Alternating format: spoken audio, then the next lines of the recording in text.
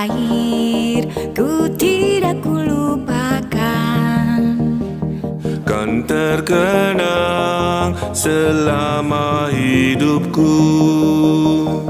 Biarpun saya pergi jauh, Tidak akan hilang dari kalbu.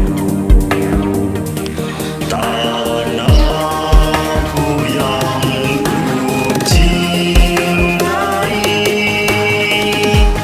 engkau ku hargai.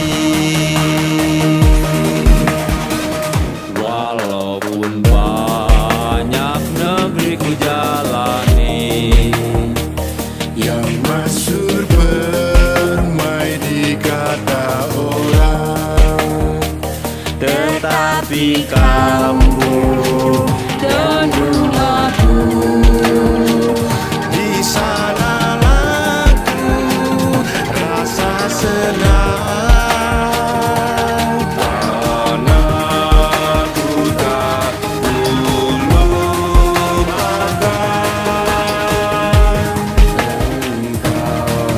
ku banggakan.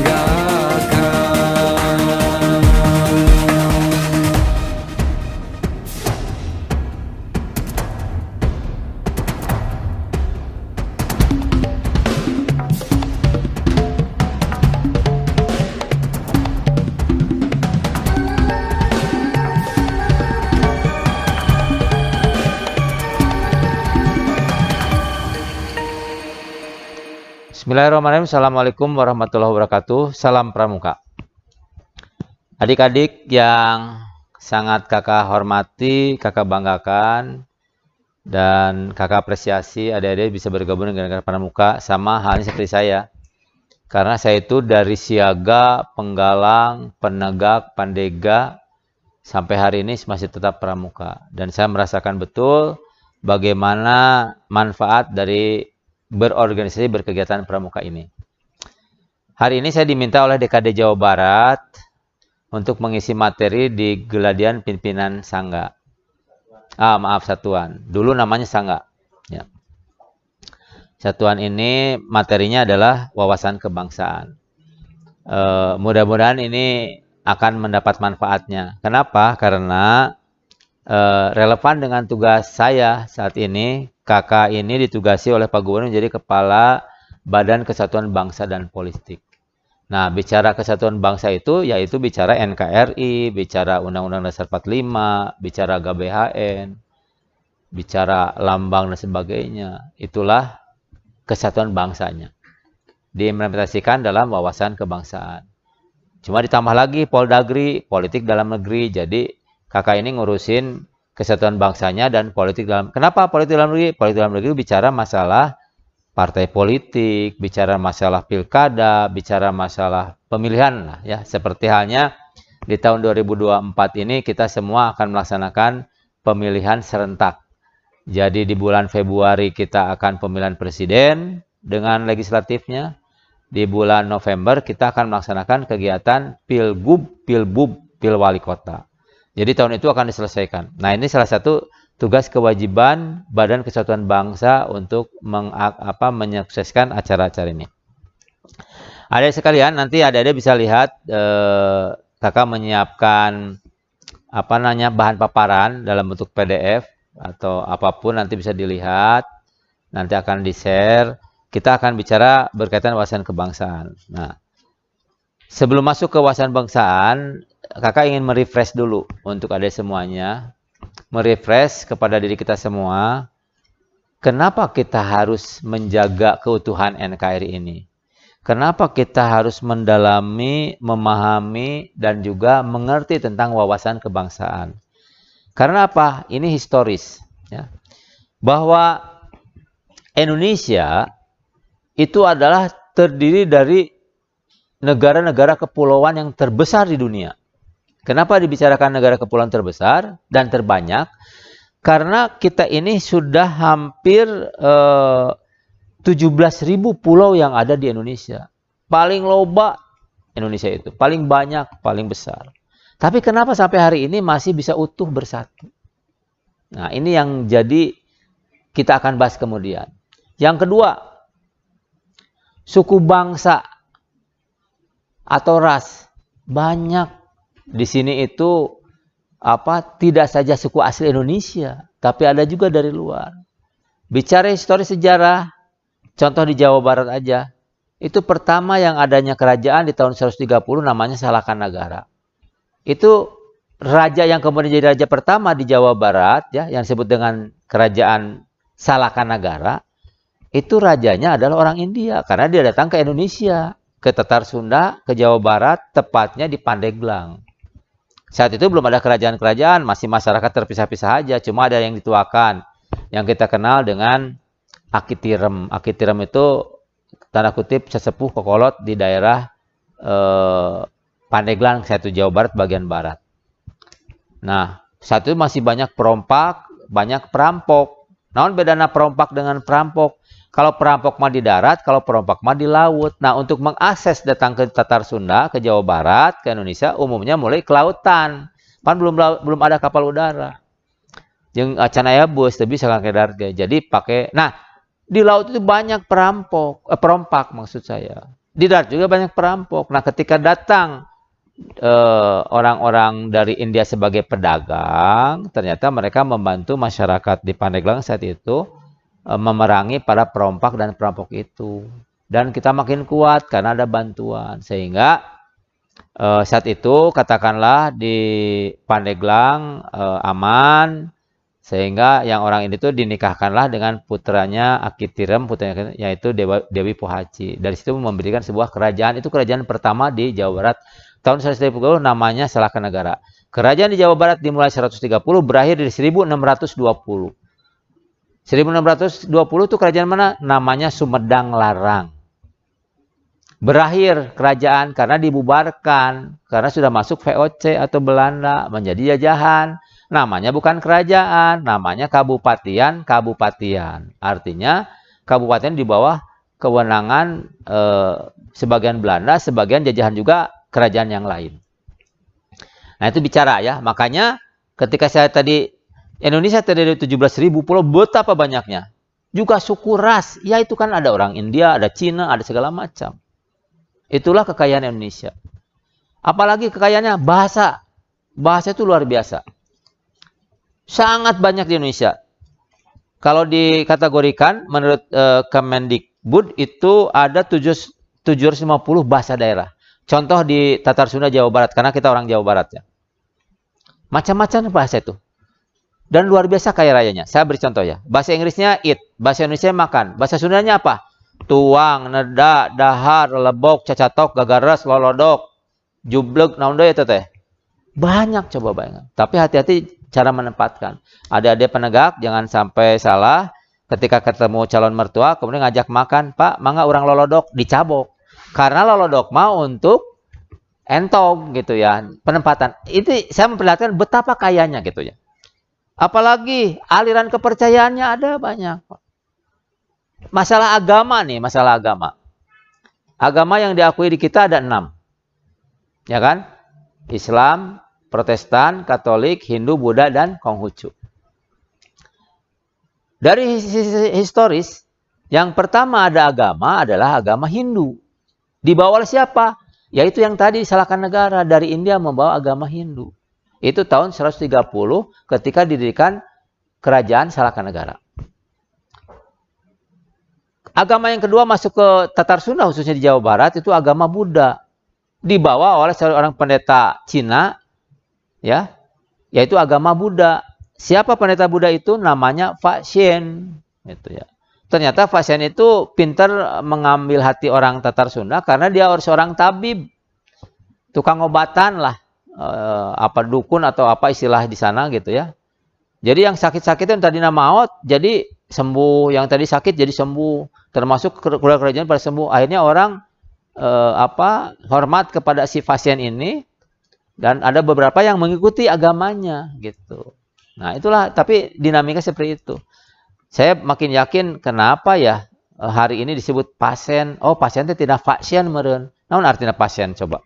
Dari pasien teh cigana. Baru agama ketiga masuk ke Indonesia adalah Kristen. baru Konghucu, terakhir Islam. Islam masuk ke Jawa Barat di tahun 1100. Ya. Oke, kita lanjut. Jadi ketika bicara masalah keragaman Indonesia itu, maka kita tidak lepas bicara masalah wawasan kebangsaan. Kita NKRI, kita harus utuh. Ya. Nah, selanjutnya, khusus Jawa Barat, itu bicara Indonesia tadi. Jawa Barat hari ini adalah populasi terbesar di Indonesia. Hampir 20% penduduk Indonesia di Jawa Barat. Hampir 20 juta warga negara Indonesia ada di Jawa Barat, tinggal di Jawa Barat. Artinya apa? Dinamisasi dan kompleksitasnya tinggi. Nah, ini juga PR bagi adik-adik semua, bagaimana kita menjaga persatuan dan kesatuan. Ini berat. Tapi ketika Anda yakin, pasti bisa. Nanti kita bahas. Luas wilayahnya 3 juta sekian. Ya. Ada 27 kabupaten kota. Terdiri daripada 18 kabupaten dan 9 kota. Kecamatannya 600-an. Kelurahan dan desanya banyak. Hampir 5.000-an. Ya.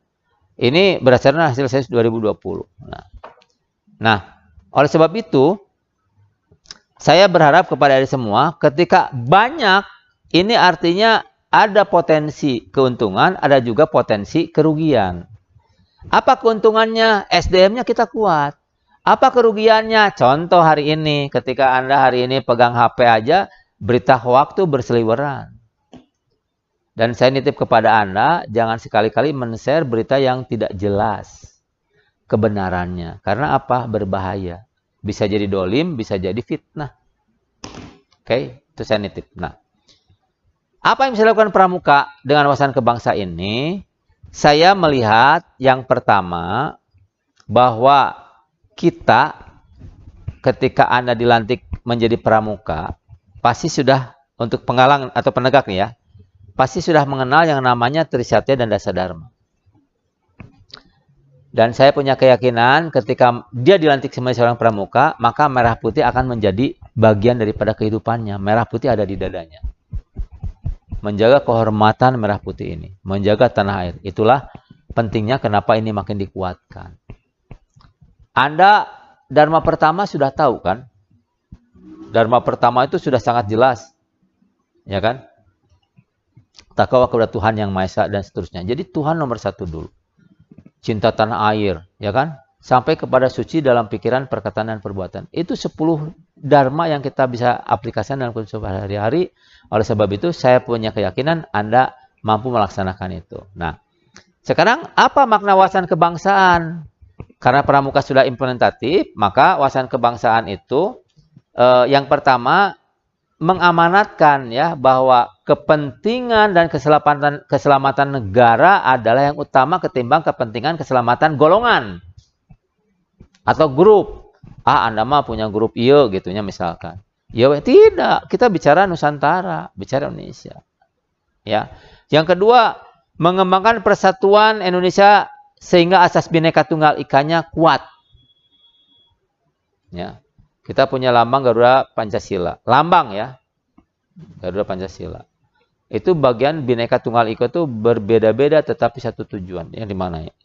Yang ketiga, NKRI itu berdaulat ya. Berdaulat artinya punya aspek hukum yang punya kekuatan bahwa itu adalah sebuah negara.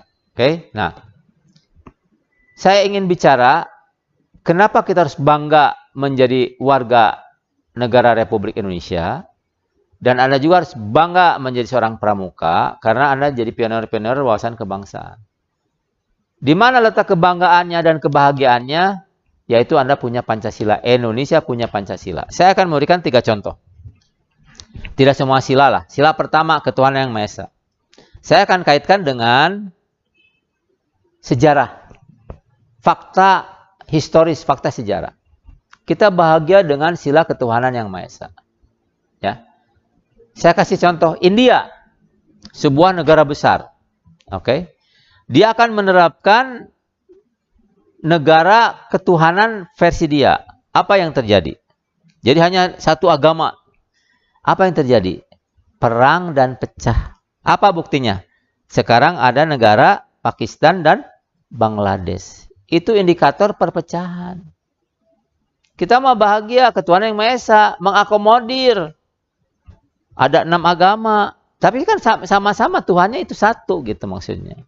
Coba kalau kita memastikan satu agama, ya pasti pecah lah. Wong sejarahnya juga Indonesia itu kan dari berbagai kalangan, dari berbagai agama. Nah, diikatlah ketuhanan yang Maha Esa.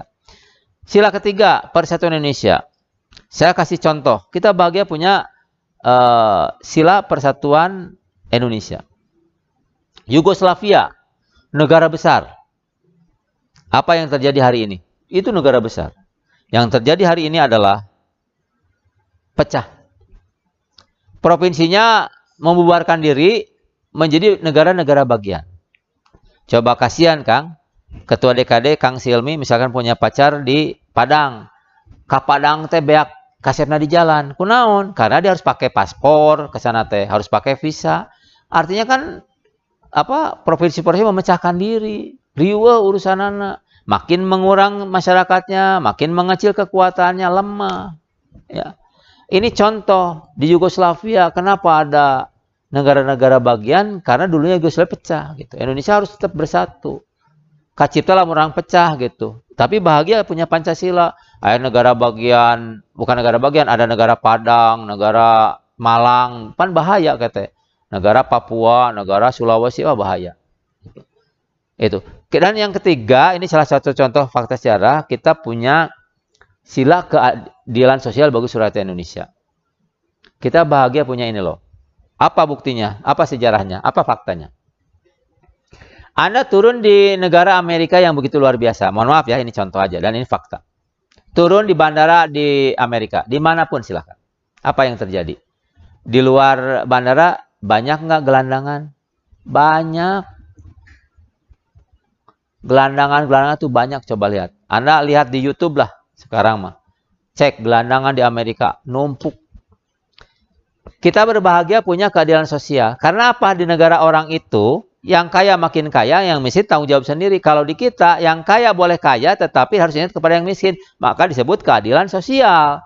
Berlakulah yang namanya CSR, sumbangan, ya kan, menyantuni yang miskin. Itu bagian daripada budaya yang bagus. Makanya ketika kemarin terjadi pandemi COVID,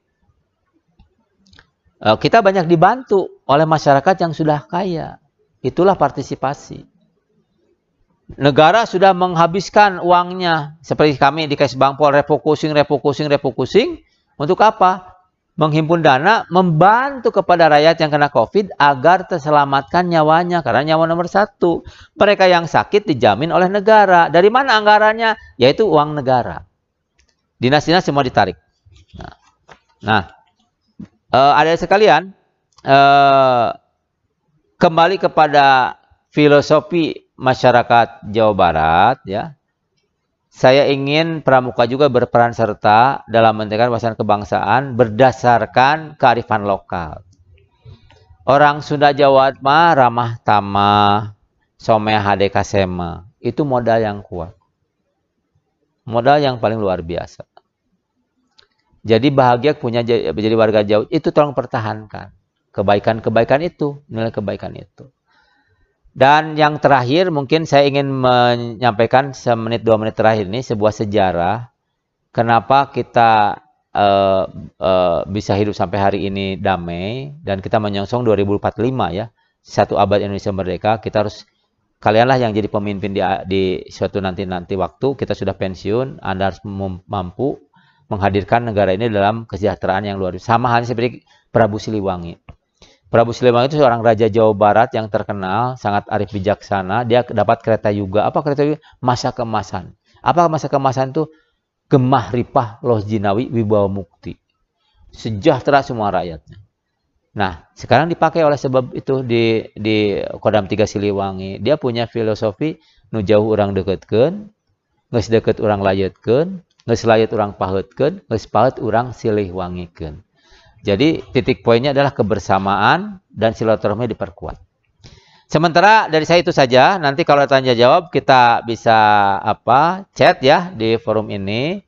Nanti ada kesempatan kita akan komunikasikan lagi. Saya bahagia bisa ketemu Anda. Saya nitip Anda sebagai generasi muda, sebagai pramuka, berprestasilah. dan berbuat bagi negara. Dan saya yakin hari ini sama halnya seperti Anda dulu, saya tidak pernah bermimpi jadi kepala dinas. Tapi ketika Allah menakdirkan karena prestasi, ya bisa terjadi. Dulu saya seorang guru, tapi hari ini saya bisa jadi kepala dinas. Ya karena mungkin berkah, mungkin juga usaha dan upaya. Jadi kalian tetap harus ada upaya dan usaha. Saya kira itu, tadi di pembukaan ada sebuah lagu, kebersamaan. Di penutup juga saya ingin menyampaikan sebuah lagu yang dapat ditonton bersama di acaranya. Terima kasih, mohon maaf. Assalamualaikum warahmatullahi wabarakatuh. Salam Pramuka.